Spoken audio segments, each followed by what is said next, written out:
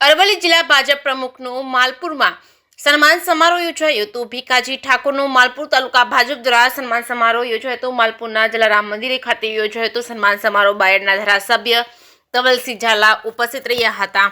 પૂર્વ પ્રમુખ રાજુ પટેલ, તાલુકા પંચાયતના પ્રમુખ સહિત મોટી સંખ્યામાં કાર્યકરો ઉપસ્થિત રહ્યા હતા। તાલુકા ભાજપ સંગઠન દ્વારા મોમેન્ટો તેમજ તલવાર આપી સન્માન કરાયું હતું। ભીખાજી ઠાકોરે સંગઠનને મજબૂત બનાવવા કરી હતી હાકલ। JKS ગુજરાતી સાથે મયુર પોકાર, માલપુર।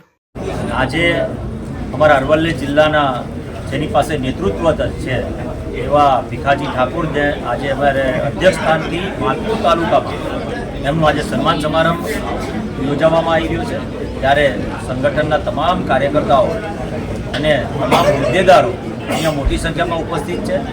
આવનારા દિવસોની અંદર અરવલ્લી જિલ્લાનું નેતૃત્વ કેવું હોવું જોઈએ, સુકાન કેવું હોવું જોઈએ, આવનારા ઇલેક્શનોની તૈયારીઓના ભાગરૂપે અને આવનારા દિવસની અંદર જ્યારે 6મી તારીખના રોજ ભારતીય જનતા પાર્ટીનો સ્થાપના દિવસ છે એની પૂર્વ તૈયારીઓ પણ પૂરજોશમાં ચાલી રહી છે। ત્યારે ભીખાજીના નેતૃત્વની અંદર આવનારા દિવસોમાં ઇલેક્શનોથી લઈને સંગઠન મજબૂતાઈથી કામ કરશે તેવી તમામ કાર્યકર્તાઓની આશા સાથે શુભેચ્છાઓ પણ અમે પાઠવીએ છીએ।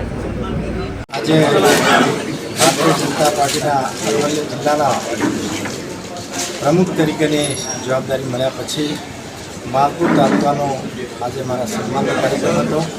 એમાં મોટી સંખ્યામાં ભારતીય જનતા પાર્ટીના માલપુર તાલુકાના તમામ કાર્યકર્તાઓ, માન્ય ધારાસભ્યશ્રી, પૂર્વ ધારાસભ્યશ્રી વિખીબેન, રાજુભાઈ અને મોટી સંખ્યામાં બૂથ સુધીના કાર્યકર્તાઓ હાજર છે અને મારું ખૂબ મોટી સંખ્યામાં સન્માન કરવામાં આવ્યું।